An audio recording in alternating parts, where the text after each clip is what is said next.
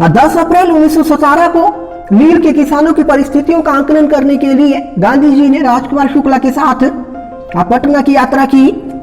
18 अप्रैल 1917 अदालती आदेश की अवज्ञा के बारे में कोर्ट में निवेदन किया और 17 जून 1917 को साबरमती आश्रम स्थापित हुआ, जिसका कार्य जो था 1915 में ही शुरू हो चुका था। 20 अक्टूबर 1917 भरूच में द्वितीय गुजराती शिक्षण परिषद की अध्यक्षता की। Second Gujarati education conference Bharuch उसकी अध्यक्षता की। वो 3 नवंबर 1917 को गोधरा में प्रथम गुजरात राजकीय परिषद के अध्यक्ष चुने गए। First Gujarat political conference Godhra के अध्यक्ष चुने गए।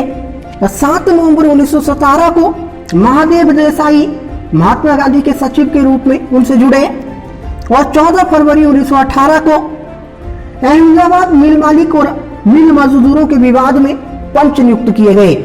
और उसके बाद 15 मार्च 1918 हड़ताली मिल मजदूरों का संकल्प कायम रखने के लिए अनिश्चित काल का उपवास प्रारंभ किया।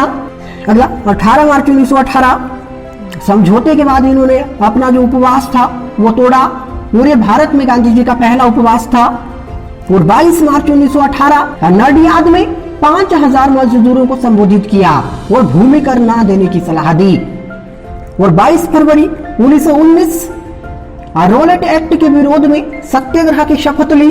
6 अप्रैल 1919 को रोलेट एक्ट के विरोध में सत्याग्रह और राष्ट्रीय हड़ताल का आह्वान किया। 9 अप्रैल 1919 को पलवल स्टेशन से गांधी जी को गिरफ्तार कर लिया गया। और 13 अप्रैल 1919 जलियांवाला बाग में जनसंहार हुआ और अहमदाबाद में 3 दिन का उपवास गांधी जी ने शुरू किया। 7 सितंबर 1919 नवजीवन का पहला संस्करण प्रकाशित हुआ।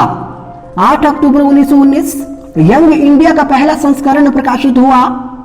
15 नवंबर 1919 कांग्रेस ने हंटर कमीशन का बहिष्कार किया। वो स्वतंत्र जांच समिति बनाई। 2 अगस्त 1920 सरकार के सारे सामान गांधी जी ने सरकार को वापस लौटाए और असहयोग आंदोलन भारत में शुरू किया। 18 अक्टूबर 1920 गुजरात विद्यापीठ की स्थापना की। 24 दिसंबर 1921 अहमदाबाद में कांग्रेस के शासन से इस्तीफा दे दिया। 29 जनवरी 1922 भूमिकर का भुगतान और सविनय अवज्ञा आंदोलन के एवज में या अवज्ञा आंदोलन के एवज में बारडोली सत्याग्रह पारित किया। 4 फरवरी 1922 चोरा चोरी में पुलिसकर्मी मारे गए। 10 मार्च 1922 गांधी जी और शंकरलाल बैंकर को गिरफ्तार कर दिया गया। 11 मार्च 1922 यंग इंडिया में 3 लेखों के लिए राजद्रोह का आरोप जो था गांधी जी के ऊपर लगाया गया। 18 मार्च 1922 अहमदाबाद सर्किट हाउस में सुनवाई हुई। वो जज ब्रूमफील्ड ने गांधी जी को 6 साल के कारावास की सजा सुनाई। और 21 मार्च 1922 को गांधी जी नर्मदा जेल भेजे गए। 12 जनवरी 1924 को अपेंडिसाइटिस की ससून हॉस्पिटल पुणे में गांधी जी की शल्य चिकित्सा हुई, ऑपरेशन हुआ गांधी जी का। 5 फरवरी 1924 को उन्हें अप्रतिबंधित रिहा कर दिया गया। 6 अप्रैल 1924 को दक्षिण अफ्रीकाना सत्याग्रहानो इतिहास का नवजीवन में प्रकाशन किया गया। 17 सितंबर 1924 दिल्ली में मौलाना मोहम्मद अली के घर में सांप्रदायिक सामंजस्य के लिए 21 दिन का उपवास आरंभ किया। 26 दिसंबर 1924 को बेलगाम कांग्रेस की अध्यक्षता की। 22 सितंबर 1925 ऑल इंडिया स्पिनर्स एसोसिएशन की स्थापना की गई। 7 नवंबर 1925 मैडेलियन स्लेड सत्याग्रह आश्रम से जुड़ी, जिसे गांधी जी ने मीराबेन नाम दिया। 29 नवंबर 1925 सत्य अनुप्रयोग अथवा अब उनकी जो आत्मकथा थी उसका नवजीवन में प्रकाशन शुरू किया गया। वो 3 दिसंबर 1925 सत्य के प्रयोग अथवा आत्मकथा का प्रकाशन यंग इंडिया में शुरू किया गया। 3 फरवरी 1928 साइमन कमीशन का बहिष्कार किया गया। 27 जून 1929 गांधी जी ने अनासक्ति योग की भूमिका लिखी, इंट्रोडक्शन लिखी। 31 अक्टूबर 1929 वायसराय लॉर्ड इरविन ने गोलमेज सम्मेलन की घोषणा की। 27 दिसंबर 1929 लाहौर कांग्रेस में पूर्ण स्वराज पारित किया गया। 15 फरवरी 1930 नमक कानून तोड़ने के अपने विचार वायसराय को लिखे। 15 फरवरी 1930 को नमक कानून तोड़ने के अपने विचार वायसराय को लिखे। 12 मार्च 1930 सत्याग्रह आश्रम से दांडी मार्च शुरू किया, दांडी यात्रा शुरू की। वो 6 अप्रैल 1930 को नमक कानून तोड़ा।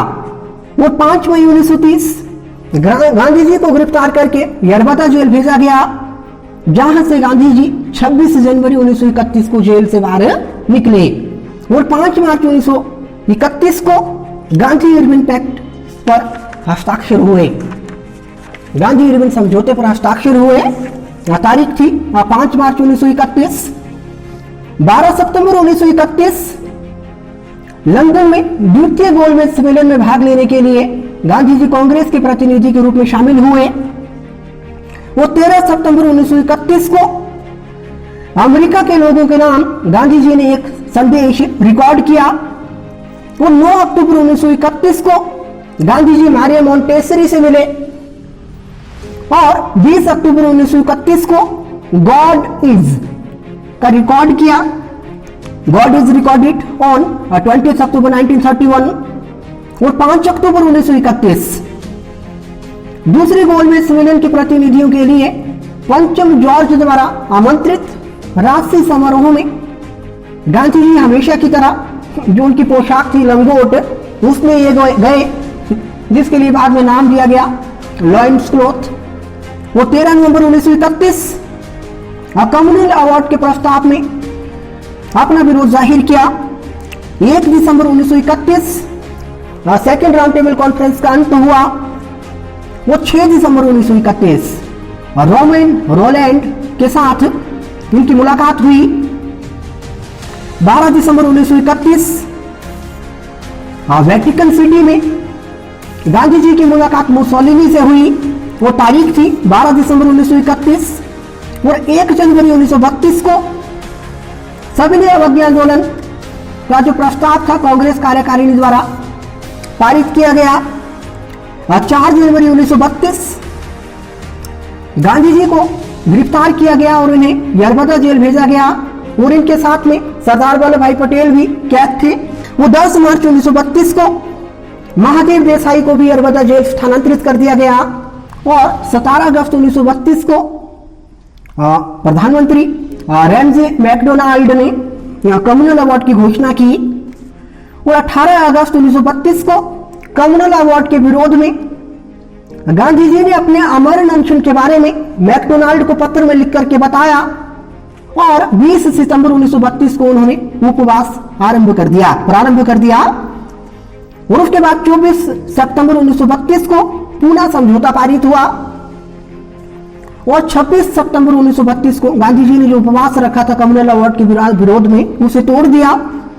और 30 सितंबर 1932 को हरिजन सेवक संघ की स्थापना गांधी जी के द्वारा की गई।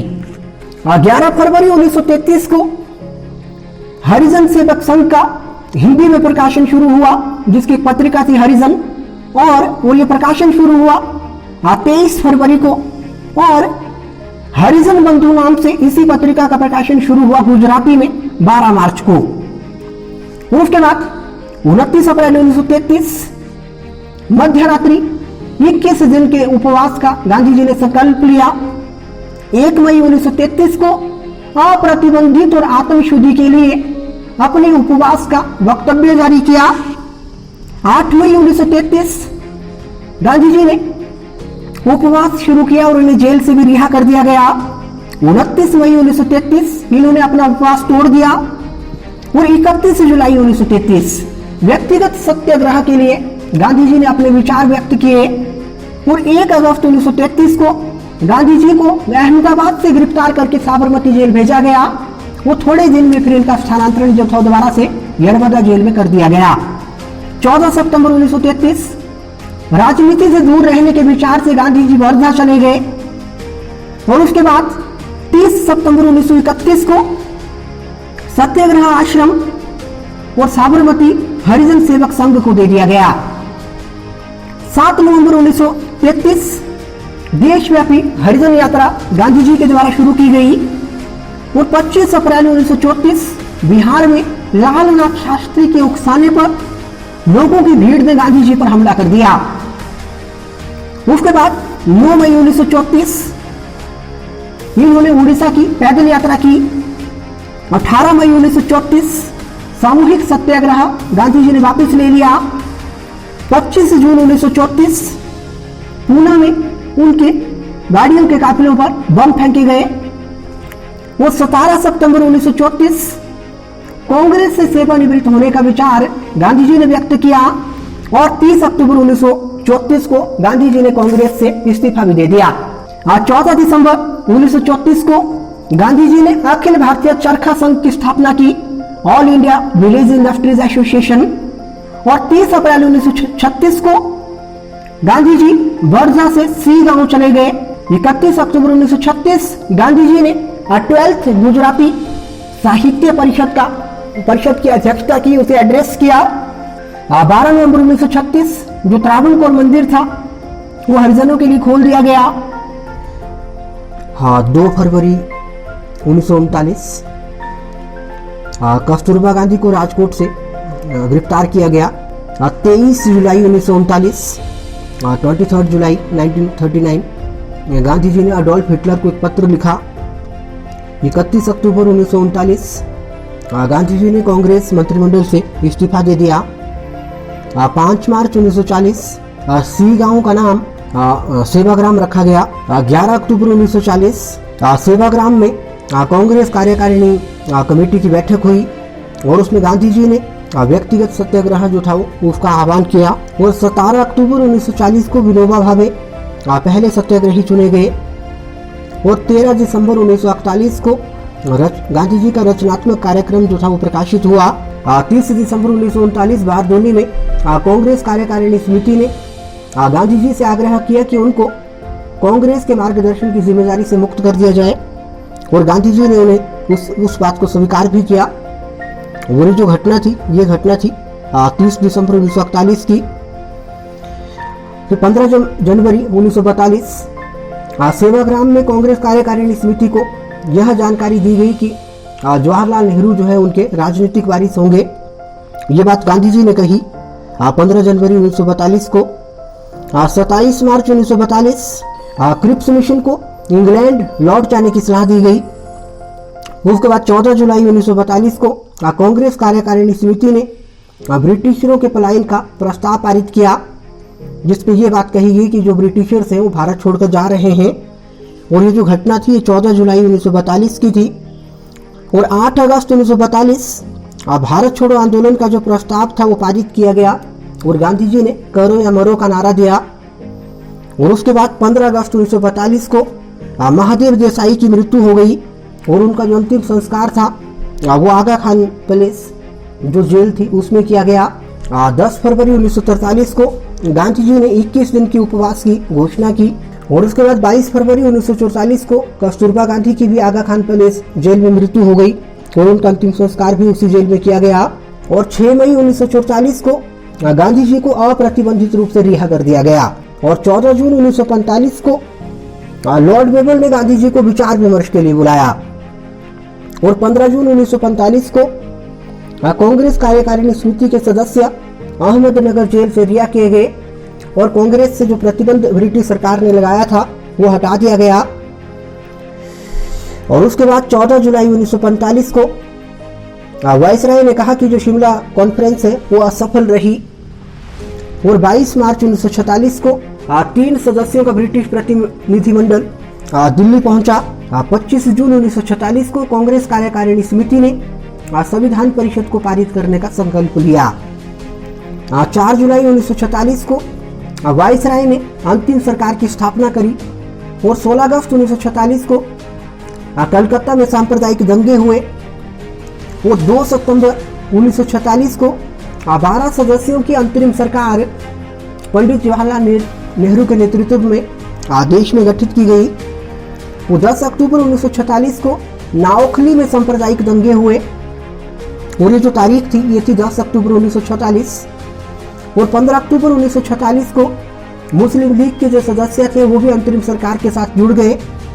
और 27 अक्टूबर 1946 को बिहार में दंगे हुए, और 6 नवंबर 1946 को नाओखली में फिर से दंगे हुए, और गांधी जी नाओखली के दौरे पर गए।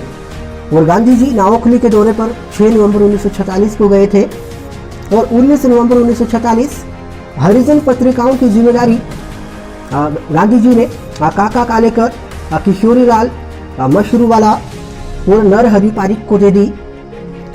और 2 जनवरी 1947 खुले पैर से नाओखली को जन यात्रा आरंभ की। गांधी जी ने नंगे पांव मतलब नाओखली के लिए जन यात्रा जो थी वो प्रारंभ की। वो 30 मार्च 1947 को बिहार में जिन गांवों में हिंसा हुई थी गांधी जी ने उन गांवों का दौरा किया। 31 मार्च 1947 को गांधी जी ने वाइसराय लॉर्ड माउंटबेटन से बात की। और 1 अप्रैल 1947 गांधी जी ने एशियाई रिलेशंस कॉन्फ्रेंस को संबोधित किया। और 13 अप्रैल 1947 को गांधी जी द्वारा बिहार के दौरे पर गए।